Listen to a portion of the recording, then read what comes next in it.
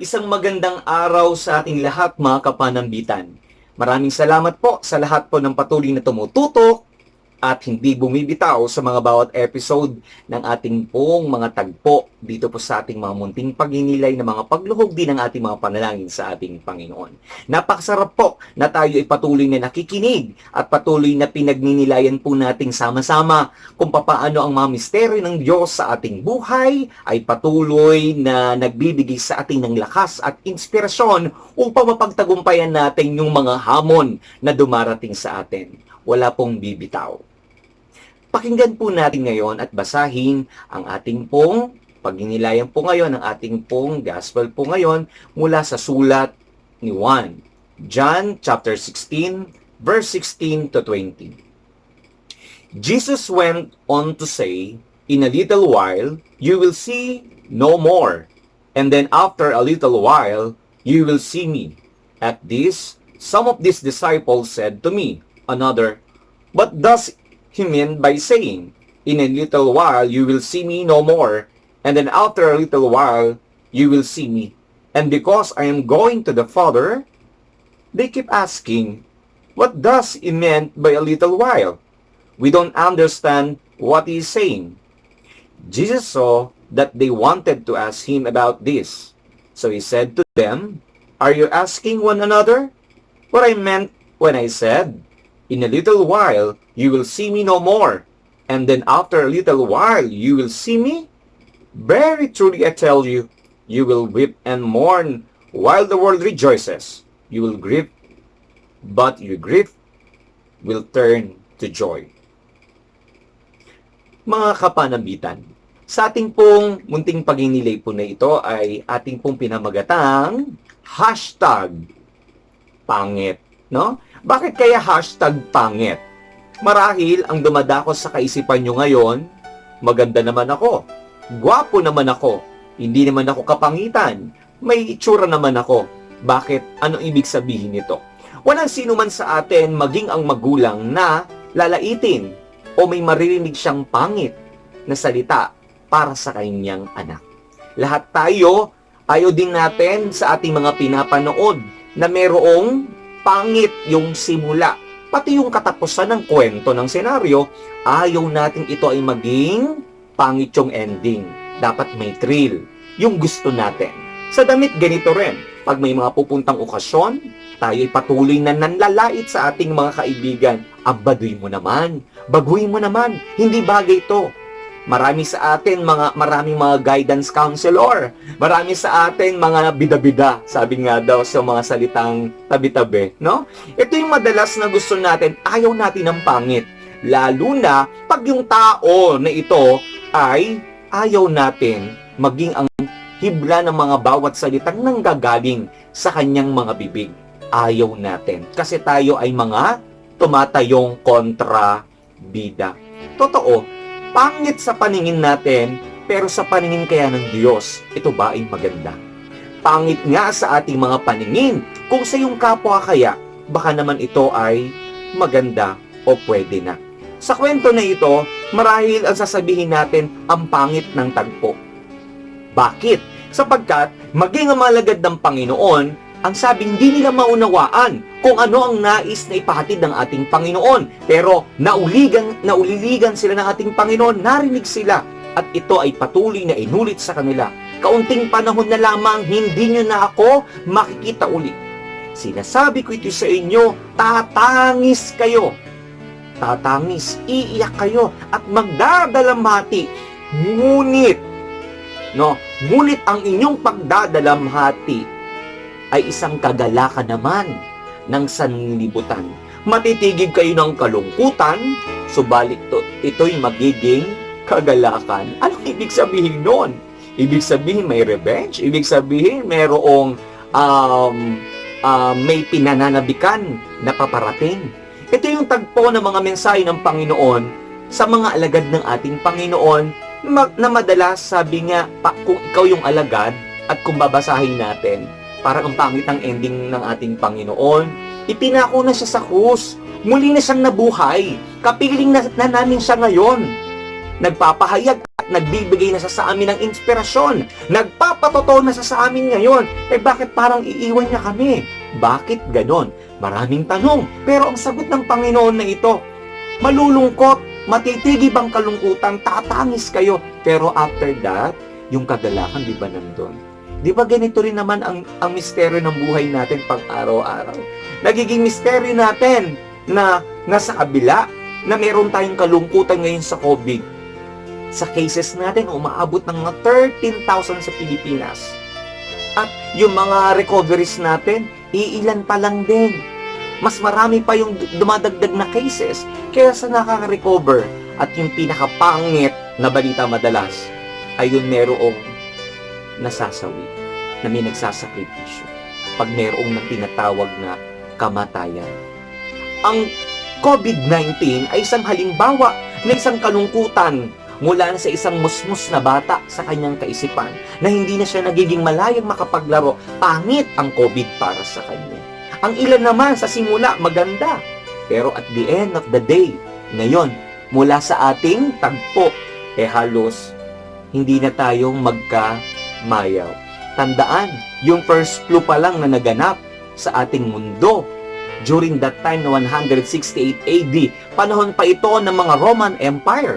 15 years bago nawala yung tinatawag na flu. Then rather than 10 flu yan bago sumapit yung coronavirus sa ating panahon. Kasaysayan. Ngunit maging sa Biblia, ito rin ay nasa kasaysayan sa panahon ni Moses. Kung papaano na yung mga Israelita ay patuloy na sinisikap na sila ay mailigtas. Mga magulang ko, ito yung kalungkutan na kung saan na naiwan, na kumintal sa puso at pandinig ng mga alagad. Pero hindi nila nakita yung salitang kagalakan doon sa pangit na balita. Yung kagalakan na nasa likod nito, anong kagalakan na ito? Yun yung katuparan ng pangako ng Diyos. Ibig sabihin, ang Diyos, tumutupad siya sa kanyang mga pangako. Ano pang nasa likod ng kagalakan? Ang kagalakan na ito yung pangako niya. Saan? Sa sandaigdigan. Sa atin. Tayong mga hinirang. Kasi alam ng Diyos yung kanyang purpose. Ang purpose niya, hindi pangit. Ang purpose niya, maganda. Ang purpose niya, para sa lahat. Umiiyak. Tandaan, according kay Matthew, blessed are those who mourn, for they will be comforted. Ibig sabihin, kahit na tayo ay tumangis, umiyak, meron din niyang comfort. May zone din yan, may limitasyon, no? May din yan, may boundary din yan. Titigil din yan. At the same time, according kay Psalm, sa book ng Psalm, sabi dito, weeping may stay for the night, but rejoicing comes in the morning. Ganun naman, di ba? Yung mga nabasted, yung mga iniwanan, yung mga nagluluksa, yung mga tinakbo ng mga inutangan, yung mga umiiyak at lahat. Sa gabi, pag nasiraan tayo ng loob, after natin iiyak lahat ng yan, ano yun? After nun, di ba? Lumalakas yung loob natin. Lumalakas ang loob. Dahil sa tubig muna. Pag ikaw ay nagagalit, tubig muna. Lumalakas ang loob natin. Kaso yung pag tayo ay lumalakas ng loob, ingat. Sabi sa isang gamot, ingat. Bakit? Kasi ang lalabas sa bibig mo, galit. Tandaan nila yan. Di ba? Tandaan nila. Hindi sila masisikatan ng araw. Which is pangit na. Dapat ang lalabas sa bibig mo, Lord. Kung saan mo bibig mo, Lord, kayo na po ang bahala. Ang hirap nun. Ilan lang at meron pa bang gumagawa nun? Kasi alam ng Diyos yung purpose niya. Ang purpose niya dito is to save us. Ikaw, ano ba ang purpose mo? Pangit ba? O kabaliktaran ng pangit na ito ay merong rejoices, merong kagalakan. Pwede mo pang gawin yan. How? Paano po yun mahina ang loob ko? Paano po yun wala magpoprotect sa akin? Tandaan, Psalm 91, verse 11, He will put His angels in charge of you to protect you in all your ways. In all your ways. Ibig sabihin, magpapadala daw ang Diyos na anghel sa iyo para ikaw ay protektahan. Ibig sabihin, hindi mo man ito nakikita, pero nananampalataya ka sa salita at pangako ng Diyos, doon pa lang sa kagalakan na ito. Kabahagi natin. Ikaw, alam mo ba ang purpose mo sa mundo na ito?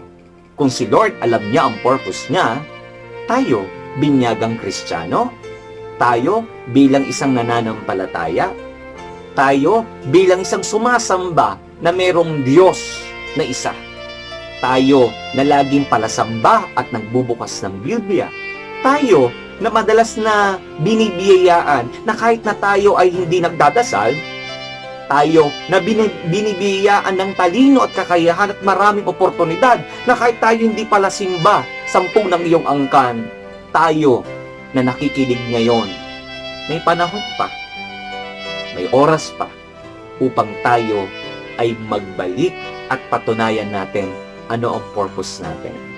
Huwag nating antayin na bigyan tayo ng slot ng 100 days to heaven kasi teleserye lang ang meron nun. Sa totoong buhay, minsan lang tayong dumaan sa buhay na ito. Kahit na anong gawin mong tama, tandaan, tumatanda na tayo na kung saan tayo pa rin ay tinatali ng ating mundo, ng ating paligid sa kanilang mga kamay, sa kanilang kagustuhan. Huwag mong hayaan na ang mga nasa paligid na ito ang siyang magdidikta sa iyo na sa paningin nila ay pangit sa kabila na ikaw ay gumagawa ng mabuti. Walang masama kung ikaw ay gumawa ng mabuti na magpapasaya sa iyo. Yan yung bahagi ng iyak na kailangan mong ilabas kasi yon. Kasi at the end, hindi siya nagiging mabuti. Alam mo na ba ang purpose mo? Alam mo na ba ang iyong dahilan? Alam mo na ba ang dapat mong gampanan? Mga magulang ko, sama-sama po tayong manalangin. Sabayan niyo po ako. Ave Maria Purísima, sa pangalan ng Diyos Ama, Anak at Espiritu Santo. Amen. Salamat Panginoon sa inyo pong walang hanggang proteksyon sa aming mga magulang, sa aming pamilya, sa mga anak, sa mga nakikinig, sa mga iba yung dagat, yung mga malayo po sa pamilya, yung mga lagi pong nagbabiyahe, especially din po yung aming pong mga leaders. Patuloy mo nawa po kaming kasiyahan ng iyong banal na proteksyon.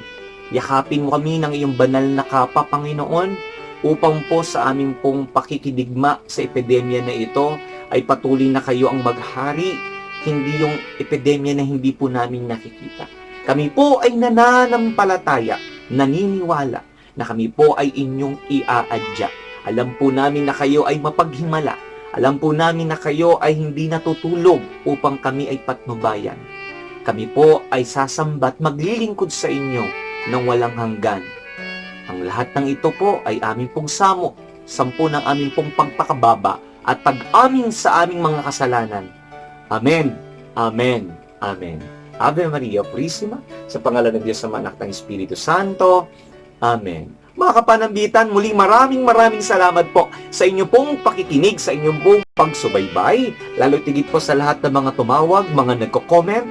Please like and share this YouTube channel. Mag-comment po kayo, i-share nyo po. Be a servant of our God. Spread the good news of the Lord. Ibahagi po natin ang salita ng Diyos para sa ating kapwa. Salamat po.